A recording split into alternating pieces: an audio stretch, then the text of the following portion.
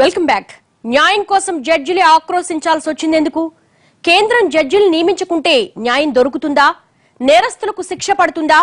న్యాయమూర్తులు లేక విచారణ పూర్తి కాక జైళ్లలో మగ్గుతున్న రిమాండ్ ఖైదీలకు విముక్తి ఎప్పుడు? జడ్జిల నియామకాల్లో కేంద్రం నిర్లిప్తత వెనుక అసలు కారణమేమిటి? ప్రభుత్వ నిర్లక్ష్యాన్ని ప్రశ్నించిన న్యాయమూర్తి ఆగ్రహం దేశ న్యాయ వ్యవస్థపై పాలకుల నిర్లిప్తత ధోరణికి చరమగీతం పాడుతుందా? 100 మంది దోషులైన చట్టానికి చిక్కకుండా తప్పించుకోవచ్చు కానీ ఒక్క నిర్దోషికి కూడా శిక్ష పడకూడదన్నది మన న్యాయ వ్యవస్థ నిత్యం ఉద్ఘాటించే ఉవాచ. కానీ వాస్తవం వేరేలా ఉంది. మన దేశంలో నేరం చేసిన వాళ్లు బెయిల్ మీద బయటకొచ్చి స్వేచ్ఛగా తిరుగుతుంటే నేరం చేశారో లేదో రుజువు కాకపోయినా కేవలం అండర్ ట్రయల్ కింద ఏళ్లకేళ్లు జైళ్లలో నరకయాతన అనుభవిస్తున్న సామాన్యుల దీనగాథలు పాలకులకు కనిపించడం లేదు. మన దేశంలో ఏ సివిల్ కేసైనా సరే కోర్టు మెట్లెక్కితే ఏళ్లపాటు కొనసాగాల్సిందే. సివిల్ కేసుల విచారణలో ఆస్తి పరువు నష్టాల వరకే ఉంటుంది. కానీ క్రిమినల్ కేసుల్లో కూడా ఇలాగే ఏళ్లకేళ్లు విచారణ సాగుతుంటే ఆ కేసుల్లో ముద్దాయిలుగా ఉన్న వాళ్లు అండర్ ట్రయల్ ఖైదీలుగా జైళ్లలో మగ్గిపోవాల్సిందే. ఒక చిన్న కేసులో అరెస్టై ఏళ్లపాటు విచారణ పూర్తి కాక లక్షల మంది ఖైదీలు జైళ్లలో మగ్గిపోతున్నారు. ఏదైనా ఒక క్రిమినల్ కేసులో అనుమానితుణ్ణి పోలీసులు అదుపులోకి తీసుకుని అతనిపై ఛార్జిషీట్ నమోదు చేస్తే ఇక అతని జీవితం అయిపోయినట్టే. అరెస్టు చేసిన తర్వాత సదరు వ్యక్తిని కోర్టులో మెజిస్ట్రేట్ ముందు హాజరుపరుస్తారు. కేసు తీవ్రతను బట్టి ఆ వ్యక్తిని ముద్దాయిగా భావిస్తూ కోర్టు జ్యుడిషియరీ రిమాండ్ విధిస్తుంది. క్రిమినల్ కేసుల్లో ఎక్కువగా 14 రోజుల రిమాండ్ విధిస్తారు. అయితే రిమాండ్ పూర్తయ్యేలోగా కేసుకు సంబంధించిన ఆధారాలు పోలీసులు సేకరించి కోర్టుకు సమర్పించాలి. ఆపై విచారణ కొనసాగుతుంది. కేసులో ముద్దాయిగా ఉన్న వ్యక్తి తన స్తోమతను బట్టి బెయిల్ తెచ్చుకునే వీలుంటుంది. కానీ అందుకు ఒకరు లేదా ఇద్దరు వ్యక్తులను పూచీకత్తుగా ఉంచాలి. కొన్ని అంశాల్లో కొంత నగదును పూచీకత్తుగా ఉంచి బెయిల్ పొందవచ్చు. కానీ మన దేశంలో కూటికే గతిలేని చాలా మంది ఇలాంటి కేసుల్లో ఇరుక్కుని బెయిల్ తెచ్చుకోవటానికి డబ్బుల్లేక దేశవ్యాప్తంగా ఉన్న 1387 జైళ్లలో ఏళ్లకేళ్లుగా మగ్గుతున్న అండర్ ట్రయల్ ఖైదీల సంఖ్య 2,85,000.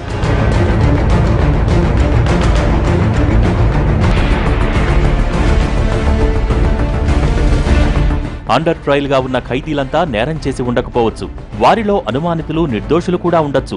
కానీ కేసు విచారణలో జాప్యం జరగడంతో వారి జీవితాలు జైళ్లలోనే మగ్గుతున్నాయి. కేసుల విచారణ వేగంగా పూర్తయితే వారిలో నిర్దోషులు బయటకొచ్చేవారు. కానీ జడ్జిల నియామకాల్లో కేంద్రం అనుసరిస్తున్న వైఖరితో జిల్లా స్థాయి నుంచే లక్షలాది కేసులు పెండింగ్ లో ఉండిపోతున్నాయి. అన్నేళ్లపాటు జైల్లో ఉండి ఆపై సుదీర్ఘకాలం విచారణ జరిగి వాళ్లు నిర్దోషులుగా తిరిగొచ్చినా సమాజం మాత్రం వారిని దోషులుగానే చూస్తోంది. ఇలా కోర్టుల్లో జడ్జీలు లేకపోవటం వల్ల తీర్పుల విషయంలో జాప్యం జరుగుతోంది. అంటే కేంద్రం నిర్లక్ష్యం వల్ల బలైపోతున్న అమాయకులు లక్షల్లో ఉన్నారు. Justice delayed is justice denied అని అన్నారు. ప్రభావం ఉంటుంది. ఆలస్యం అయితే 10 ఏళ్లకి 3 థర్డ్ జనరేషన్లో కూడా కేసెస్ పెండింగ్ ఉండేటివి ఉన్నాయి. కొన్ని కేసుల్లో కలకట్టాలలో అయితే ఇంక అంతే, కేసు వేస్తే ఒక తూరి స్టే వచ్చేస్తే అంతే, అది మరి పైకే రాదు. అటువంటి ఉంటాయి. అటువంటప్పుడు రెస్పాండెంట్ అంటే ప్రతివాదికి ఒక వ్యతిరేకంగా ఆర్డర్ ఉన్నదనుకోండి, ప్రతివాదికి ఆ ఇబ్బంది ఉంటుంది కదా. కేసు ఎంత తొందరగా వస్తే అంత మంచిది. ఇన్ని లక్షల మంది అండర్ ట్రయల్స్ గానే మగ్గుతుండటంతో జడ్జిల మీద ఒత్తిడి పెరుగుతూ వస్తోంది.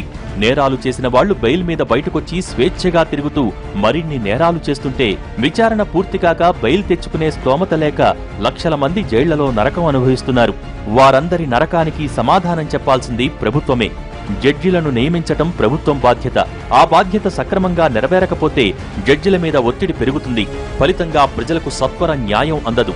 దేశ ప్రజలకు సుపరిపాలన అందిస్తామని మాట ఇచ్చిన కేంద్ర పాలకులు అందులో న్యాయాన్ని కూడా ఎందుకు భాగంగా చూడటం లేదో వాళ్లకే తెలియాలి. న్యాయమూర్తుల నియామకం జరిపే కొలీజియం వ్యవస్థను రద్దు చేస్తామన్నారు. అది కుదరకపోయేసరికి ఇలా జడ్జిల నియామకాలను పెండింగ్ లో పెడుతున్నారా అన్న ఘాటు విమర్శలు వినిపిస్తున్నాయి. అతను జ్యుడిషియల్ కాన్షియన్స్ అంటే న్యాయంతో సంబంధించిన ఆలోచన పదం చేయగలడా చేయలేడా అనే అనుమానాలు కూడా చాలా ఉన్నాయి. చేయలేకపోతున్న పరిస్థితులు చాలా చూస్తున్నాం. మనం చూడాల్సింది ఏంటంటే దీనివల్ల ప్రభావితం ఎవరి మీద పడుతున్నదంటే సామాన్య ప్రజ మీద. జైల్లో ఉంటారు, సివిల్ కేసుల్లో కేసులు జరగవు, హైకోర్టుకు వచ్చేటప్పటికి రిట్స్ కానీ ఏం కేసులు జరగవు. హైకోర్టులోనే మనం చూసాం, పోయిన సంవత్సరం ఒక వ్యక్తి హైకోర్టులోనే ఆత్మాహుతికి ప్రయత్నించాడు. నా కేసు రీచ్ కావడం లేదు, నాకు అన్యాయం జరుగుతున్నదని. ఇట్లా ఎందరో క్లయింట్లు క్షోభతో అవస్థపడుతున్నారు.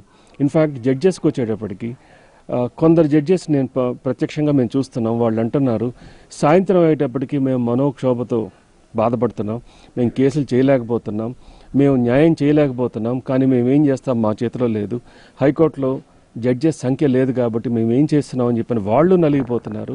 అన్ని విధాల న్యాయ వ్యవస్థని దెబ్బతీస్తున్నది ఈ ప్రభుత్వము జ్యుడిషియరీ మధ్య సంఘర్షణ అనేది. 100 మంది దోషులు శిక్ష పడకుండా చట్టం నుంచి తప్పించుకోవచ్చు, కానీ ఒక నిర్దోషికి శిక్ష వేయకూడదన్నది చట్టం చెబుతున్న మాట.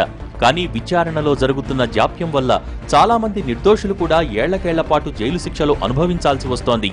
దోషులు అండర్ ట్రయల్ గా జైల్లో ఉన్న కాలాన్ని కూడా శిక్షాకాలంగా పరిగణించాలి. కానీ అలా చాలా చోట్ల జరగటం లేదు. నిజానికి నేరం చేశాడో లేదో నిర్ధారణ కాని అండర్ ట్రయల్ ఖైదీలను కూడా నేరస్తులు శిక్షలు అనుభవించే జైళ్లలోనే ఉంచాల్సి వస్తోంది. నిజానికి ఇది రాజ్యాంగం ఒక వ్యక్తికి కల్పించిన హక్కులకు భంగం కలిగించే అంశం. కానీ దీన్నెవరూ పట్టించుకోరు, ఎవరూ నిలదీయరు. ఎందుకంటే చట్టాన్ని నిలదీసేంత స్తోమత ఆ సామాన్య ముద్దాయికి ఉండదు. డబ్బులున్నవాడు చట్టాన్ని తన చుట్టంగా మార్చేసుకుంటూ నేరాల మీద నేరాలు చేస్తూనే ఉన్నాడు. కానీ నిరుపేద ఖైదీలు మాత్రం చేయని తప్పుకు ఏళ్లకేళ్లు శిక్షలు అనుభవిస్తూనే ఉన్నారు.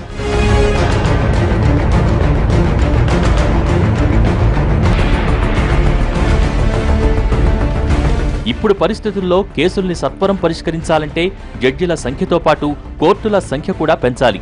రిటైర్డ్ జడ్జీలను అడ్హక్ జడ్జీలుగా నియమించే ఆర్టికల్ 224A ప్రయోగించి విచారణ వేగవంతం చేయొచ్చు. వీరితో 5 ఏళ్లలో అప్పీల్ జరగని క్రిమినల్ కేసుల్ని విచారణ చేపట్టవచ్చు.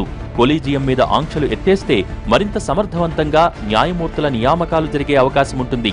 అన్నింటికన్నా ముఖ్యంగా ముందు కేంద్రం జడ్జిల ఖాళీలను భర్తీ చేస్తే కనీసం సమీప భవిష్యత్తులో అయినా సామాన్యుడికి న్యాయం అందుతుంది.